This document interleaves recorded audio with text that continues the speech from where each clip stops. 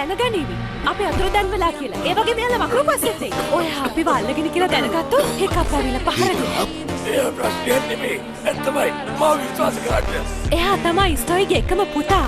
ඒ කියන්නේ බර්ග්වල ඔටුන් හිමිකරු. ඒ වගේම ලෝකෙින් හොඳම මකරු හසුරුවන්නත් එයා තමයි.